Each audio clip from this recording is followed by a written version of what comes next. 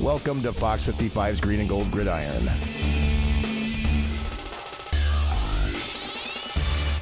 Hello and thanks for joining us on a special edition of Fox 55's Green and Gold Gridiron. We are at Scotty's in Schofield. This is the pre-draft special. Yes, it is the end of April, and we are talking Packers football because it never really ends. The draft is coming up this weekend, and we have a lot to get to during the course of this half hour. And joining me, I'm Brian Groff, your host, alongside Bill Ferrario, former Packers and Badgers offensive lineman. We also have Jana Wimmer as well, co-hosting for us, and Keith Rorting from PackerReport.com.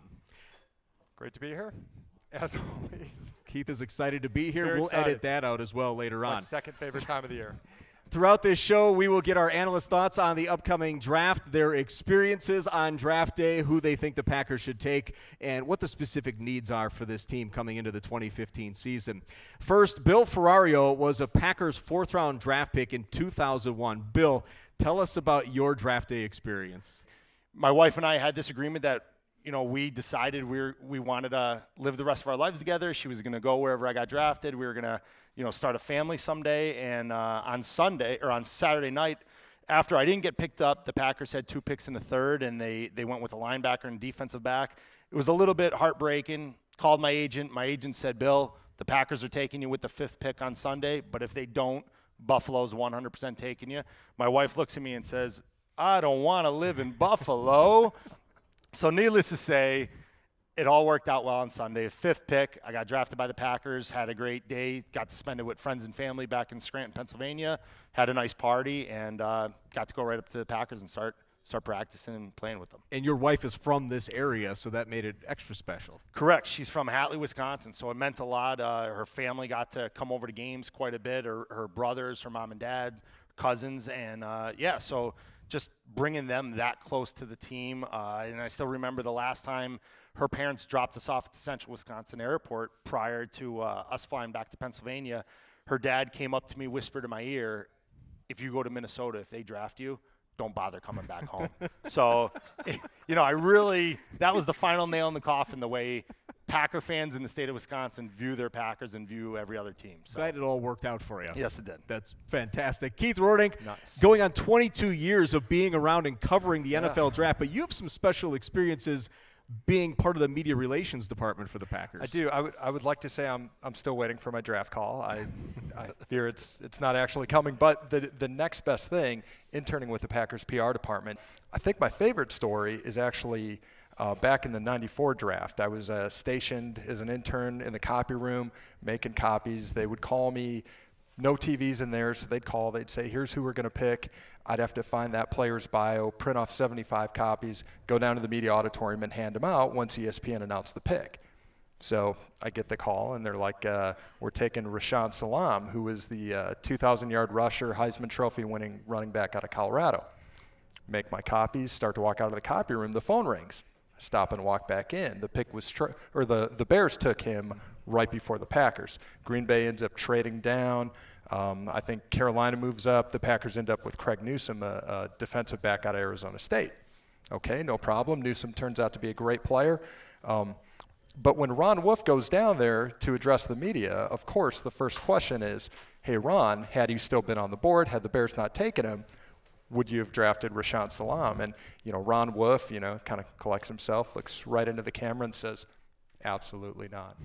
So he said, gave the cliche, great player, great pick by the Bears, didn't really fit our system, didn't have any interest in him. So, of course, I'm a 22-year-old intern standing at the back of the media auditorium going, Luckily, no one saw that reaction. But we know where Ted Thompson gets it. It's great. Exactly. Learned it right at the side of Ron Wolf. So the NFL draft this weekend will be held in Chicago. It's been a long time. It had been at 51 years, right? Radio City Music Hall in New York. It's been a long time, and of course with some changes. But being in New York basically all that time, and going back to Chicago for the first time since December of 1963. And Jana Wimmer has some details on this weekend's draft. Yeah, Brian, it's been over 50 years since the draft was held in Chicago. Back then, there were only 14 teams, and they drafted through 20 rounds, so it'll be much different this time. The 2015 NFL Draft is held at Roosevelt University in Chicago in the Auditorium Theater. The first round takes place on April 30th and begins at 7 p.m. Rounds 2 through 3 will take place on May 1st, beginning at 6 p.m., and then rounds 4 through 7 will take place on May 2nd and begin at 11 a.m. The draft will be aired on ESPN and NFL Network. Brian? And we are sending Keith Rording down there as well, so you can give us the insight into Get the inside scoop. Chi-Town's becoming draft town, so that's how they're billing it. So, yeah, we're going to go down, look for some Packer fans down there, and hang out by the red carpet, see the players, and, hopefully see the Packers' next big star walk across that stage. Let's get into where the Packers are going to be drafting this weekend. Overall, they will pick from spots 30, 62, 94, 129, 166, 205, and 247. And then they also have those 2 additional compensatory picks in the 6th round, and those cannot be traded. So let's get into it. Bill Offensive and Keith, line. Offensive line with the 30th pick. Bill, where do you think the Packers – who do you think they'll take? Who do you think will be available at that spot? I was happy with last year's draft with Ted Thompson, and I really think, all kidding aside about the offensive line, I think we're going defense.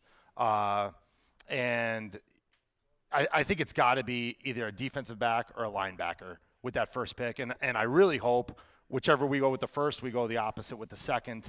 And I think we need to get some more defensive guys to fill some holes we have in our defense. And, the typical Ted Thompson, I'm sure it's going to be best player available, but hopefully that best player available fits a need that we have. Who's it going to be, Keith? Well, on tonight's 3-hour special, I'm going to go through every pick of my 7-round mock draft.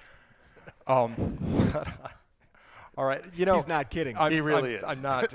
It's all right here. So you look at this team from last year. I mean, they were struggling against the run so much in the first half. They moved Clay Matthews to inside linebacker, had him split his time. It was a different team. So what's changed since the end of last year? A.J. Hawk is gone. Brad Jones is gone. Jamari Lattimore, a backup linebacker and special teamer, is not back. So not only are they looking for another inside linebacker next to Sam Barrington, who I think you can pencil in as the starter, they've got to find just bodies in general, because it's not just replacing a starter. So there's a couple guys that they need to address at that inside position. So the guy I really like is Eric Kendricks, inside linebacker out of UCLA. This is a kid, he's not very big, 6 feet tall, 232 pounds, but he's a 3-down guy. He can cover the tight end. He can cover the running back. I think that's something that, everybody thought A.J. Hawk was really struggling with at this stage of his career, if not even in years past. So this is a guy they can bring in. He's aggressive. He's instinctive. He's got an older brother that's a linebacker for the Eagles, so his dad played in the CFL. Great pedigree, and he's a guy that can really come in and make an impact, and also let Matthews go back to his natural outside spot. Because they're drafting so late in the first round, do you think Ted pulls off a trade? Does he move back into the second? Does he try to move up? I think with that, and people will look and they'll say, oh, well, you know what, Kendricks would be there with, the 40th pick. But you have to find that willing trade partner. So unless you have somebody that can move up and wants to make that move, and you don't want to move back too far. If they really think he's the guy, imagine moving back and then he's not there. And the whole problem with, if they don't take a linebacker in that first round, the next 3 or 4 top guys, they might not be there in the second round. So I feel like cornerback, which, Bill, you mentioned too, and they've lost, Devon House and Tremont Williams, that needs to be addressed, but I feel like that's deeper, and if they don't go inside linebacker here, and again, they need a couple of them, you're probably looking at the middle to late rounds, and I think there's a big talent drop-off. As we mentioned, the Packers have a lot of picks this weekend. We're going to get a little bit deeper into that, and we'll talk about overall needs that they can address throughout the whole weekend of the NFL Draft. This is the pre-draft special of Fox 55's Green and Gold Gridiron. Welcome back to Fox 55's pre-draft special for Green and Gold Gridiron. Brian Groff, Bill Ferrario, and Keith Werdink here. We talked in the last block about the Packers having 9 picks. That's a lot of draft picks to go into the weekend with. We talked about addressing needs / best player available in that first round. Bill got a little bit into the second round. But overall, what areas do you think they really need to solidify going into this weekend? I'll take it. I think defense is first and foremost. I think we could utilize a lot of these draft picks this year on defense in our secondary, in our linebacking core. But I think with that being said, I think with some of those later picks, I think if you see a good fit, whether it's in mid to late picks, whether it's an offensive lineman, we do need depth at offensive line. I know, all kidding aside, I know we talk O-line, but some of the guys, it was nice to re-sign Balaga and great to get a player like that, but as we've seen in the past, you never know. Week 2, there may be an injury. Hopefully not, knock on wood, it doesn't happen. But you want to have good backups to keep that O-line moving. Tight end, I think, is another position on offense that needs to be addressed. But with me, what I'm hoping from Ted is we hit defense, we hit it hard. And if we come out with some good defensive players picked in this year's draft, I'll be happy, and the rest is gravy. Yeah, I agree. And I feel like cornerback is a position that, again, is a little deeper. And really, you don't need to look any further than, Sam Shields, undrafted free agent. Tremont Williams was a guy they, brought in that they didn't draft. So they've done well with guys in the secondary, later rounds, undrafted. And I think you look at tight end. Everybody talks about Max Williams, probably the top-rated tight end out of Minnesota, but I don't think he's really first-round caliber. I don't think he's a guy they would look at even if he was there at that 30th pick. But I think with Richard Rodgers, he's more of kind of that possession, finds that soft open spot in the defense, takes a few steps and falls over. They don't have a guy that can stretch the seam. So if there's a guy like maybe, the kid out of Miami, Clive Walford, in the second round, there's a giant kid out of Penn State, Jesse James, who's 6'7", who might be there in the third round. So it'd be great to see them add something to the offense, but something that's maybe a little different dimension than what they have now. Do they need to find a starter? The Packers are in a unique situation. A lot of teams would love to be set up the way Green Bay is. Absolutely. With the free agent signings, bringing Brian Bulaga and Randall Cobb back, they're set on offense. Could always get a little better at tight end. But do they need to find a starting inside linebacker or cornerback? Or do you see Casey Hayward's going to be the guy? He's going to move over there. Do they have to find that linebacker? Or do you think maybe someone who's already on their roster can step up? I feel like the guy that's the great unknown and kind of the X factor is Carl Bradford. He was an undersized outside linebacker that they drafted last year in the middle rounds. Didn't pan out at outside linebacker, just a little too short. His arms were a little too short. But if you look at his measurables, he looks and he's built like an inside linebacker. They moved him over to the inside, and nobody really knows where he's at. So I think Bradford is the one guy on the roster right now that could put them in a position where a rookie didn't have to come in and contribute right away. And I love developing guys, and I think Green Bay is great at that. I think this year, with where we are in Aaron Rodgers' career, with how close we are to having that complete great team and how close we've been to the Super Bowl, I think we need to draft a guy that's going to come in as a starter. Not saying we're not going to develop somebody or we can't develop somebody, but I'd feel more comfortable drafting that starter and just feeling completely safe, especially at the linebacker position. You touched on it with quarterback. Do the Packers take a quarterback, and at what point do you do it? Does it have to be the right guy? Do you get him in the first 3 rounds? Do you get someone later and know that you have Tolzien as your backup? What are your thoughts on that? They brought in Bryce Petty for a visit from Baylor, but I can't imagine them tabbing a guy that high in the 3rd round. Then again, if they're that high on him, they have shown that they really will take the best player available. I mean, they'll take a Jordy Nelson when the receiver position is seemingly loaded. So I don't know. We talked about they have those 3 6-round picks. 2 of them are compensatory.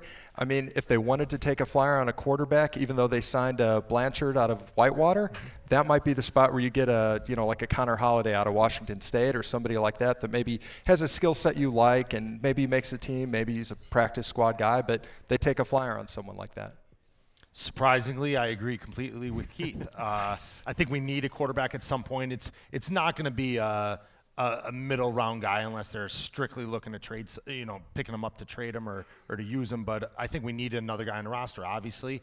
And you're going to pick somebody up late. Hopefully you develop him. And I think it's too early. I foresee at some point the whole when Brett was there and them continuing to draft guys towards the end of the career. At some point, that's probably going to start happening with Aaron, where you start drafting what you think might be his replacement, and if he keeps playing, that guy moves on, you draft another guy. But I think it's too early for that. I think you're looking to draft a second, third string competitive quarterback that if he pans out in training camp, maybe you're able to trade him for something.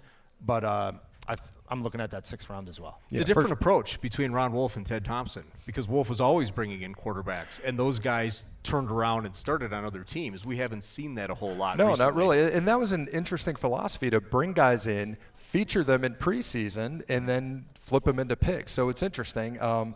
I don't know. The Packers under this regime certainly haven't had an interest in doing that. Now, we talked about how you put mock drafts together, so we got to touch on some of this. We're not going to go through all 7 rounds of Keith's mock draft. Shouldn't. But, okay, give us your top 5, and it's going to start with Tampa Bay. All right, Jameis Winston, I think that's it. He's already in Tampa. He's shopping for houses. So, he played in a pro-style offense. He's got all the measurables you want. But, I mean, there's some real serious red flags. He is not a guy I would want as a leader for my team. I think the off-field incidences are legitimate. I think the way they were handled by the local authorities there are a bit of a joke. It's not something that's still being talked about.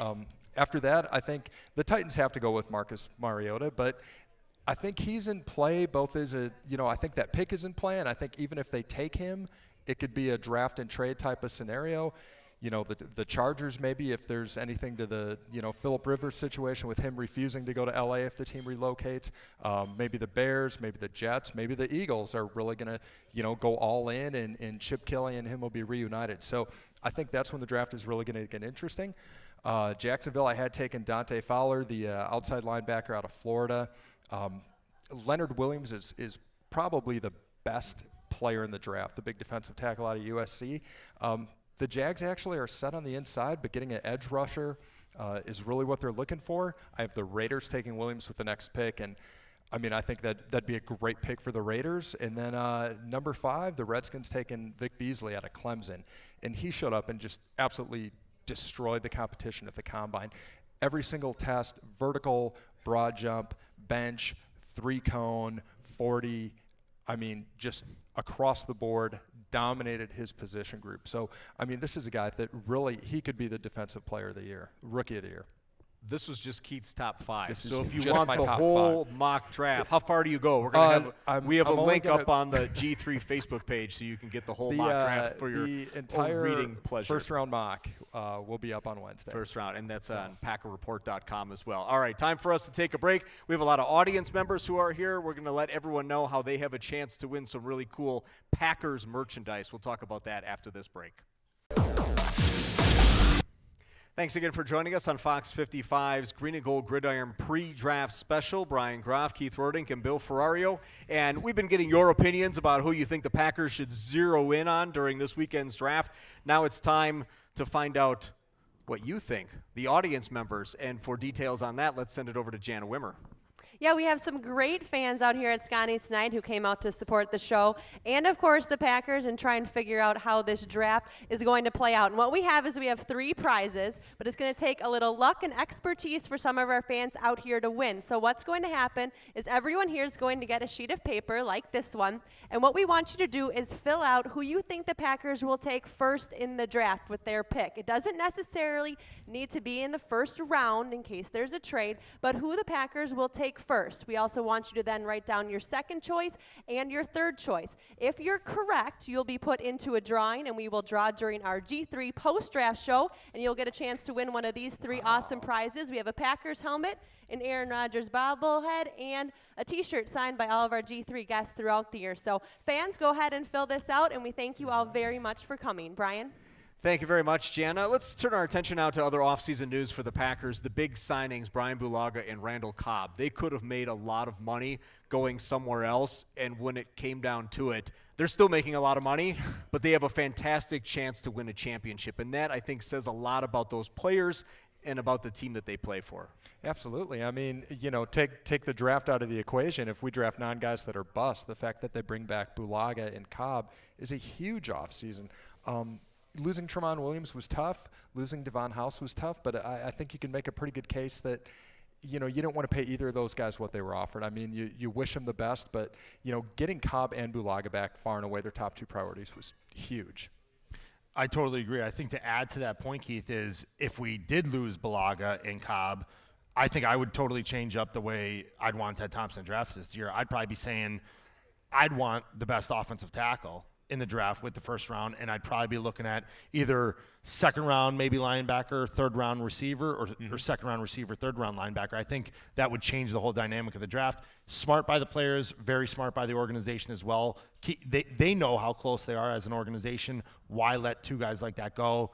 And of course, I think players are getting smarter as time goes on, that, everyone's getting a lot of money in the NFL and in professional sports nowadays, that if you're going to get a lot of money on this team or that team, why not stay with the team that gives you the best chance to win a championship? The Packers also signed other free agents of their own, including Scott Tolzien, John Kuhn, B.J. Raji, LaTroy Guion, Sean Richardson, and Don Barclay. Which of these men will be counted on the most this season? I think Guion again. Obviously, he had some off-field missteps, we'll say, but his career did not go up in smoke. Thank you, pun intended. But they signed him to a one-year deal. They signed Raji to a one-year deal. So I think they hedged their bet. Which of those guys performs and kind of earns that multi-year contract. And again, I wouldn't be surprised if they went defensive tackle again somewhere in maybe the middle rounds and bring in a guy and see what he has too. Somebody younger, somebody that fits that scheme. But I think getting those two guys back was huge, and I also think that gives them a little more of a buffer if they don't go inside linebacker early to kind of help out with that run game. I mean, as good as Guion did filling in, to now have both of them and, the different sort of things that Capers will try and do, maybe getting both guys on the field at the same time. I mean, that's exciting. I really think Keith read my notes last night because, once again, I don't know why, but I'm agreeing with Keith. Obviously, it's okay. I'm happiest about Scott okay. Tolzien, former Wisconsin Badger, being re-signed. And I think me and Keith talked about this. Maybe had a disagreement about that, but I knew Scott was going to be the number 2 quarterback. But for this year, the player that's going to affect the team most in free agency, I would agree with Keith that it's going to be Raji and Guion. I think that defensive line stopping the run, especially if we have a rookie at an inside linebacker position, those two guys up front, it's going to be crucial for them to keep offensive linemen off of all the linebackers, especially a rookie at inside linebacker. We know that Packers fans are still reeling after that loss at Seattle, but the Packers are back to work. They started their off-season conditioning program last week, and they are ready to look ahead to next season. It was very disappointing, but, I mean, you got to put that behind you. You got to move on. You don't use that as motivation. You use as motivation. It's getting better going into the next year. That last game, unless you win a Super Bowl, is always tough, and it's something that you work towards, and it's a new season, and like I said, we're working towards getting better and keep improving. This is the time now where we'll start having meetings soon and getting back into the football side of things and going back and watching film and doing my film study. And the other big highlight of the offseason, the release of the NFL schedule. We will take a look at some of the highlights for the Packers in 2015 coming up after this break. Thanks so much again for joining us on Fox 55's pre-draft Green and Gold Gridiron Special. And one of the highlights of the offseason for the NFL is unveiling its 2015 schedule. And for the Packers, they have some big games this year. None bigger, perhaps, than a Thanksgiving home game in the evening with Brett Favre and the whole retirement ceremony. It's the first time the Packers will have hosted a Thanksgiving game since 1923. Bill, you played with Brett Favre. How special do you think this moment will be? It's the hottest ticket in town right now. I think it's going to be huge. I feel bad for Packer fans that aren't season ticket holders because I think it's going to be the hardest Packer ticket to ever get a hold of.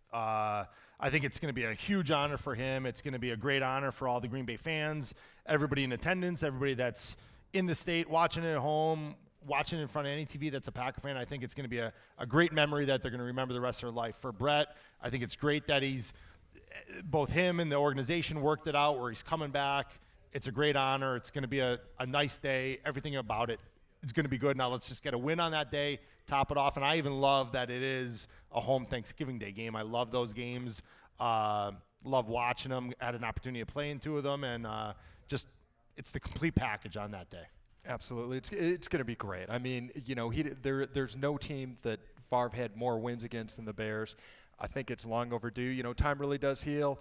Certainly possibly the ugliest divorce in sports history. I think missteps and egos on both sides, but it's great to welcome him back. He is the greatest Packer quarterback of all time, and it's about time to put his name up there. Obviously, we knew who the opponents were going to be following the season last year, but they have 7 games against playoff teams. The big ones, in addition to the Bears coming, that's a huge game, but Seattle and Dallas, 2 playoff teams from last year. So there's going to be a lot of excitement around Lambeau Field this season. Yeah, it's going to be an exciting year. I mean, it's not one of those years where you look at it and you say, we got a nice, easy streak of guaranteed wins. It's going to be exciting. Bring your lunch pail and hard hat to work type of season, that's the way the NFC North is, and it's going to be fun to watch. And got a lot of positive feelings about the way the season's going to turn out.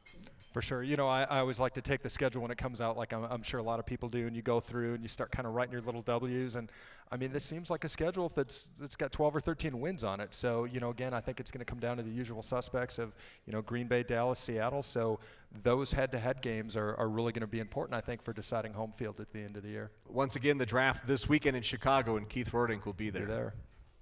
We look forward to that. We also will have our Fox 55 G3 draft special. We will tape that at Scotty's in Schofield, 6:30 p.m. on Monday, May 11th. That show will air on Wednesday, May 13th at 6:30 p.m. and 9:30 p.m. as well. Our thanks to Jana Wimmer, Bill Ferrario, and Keith Werdink. I'm Brian Groff. Thanks for joining us here on Fox 55, your home for Packers football coverage all year round.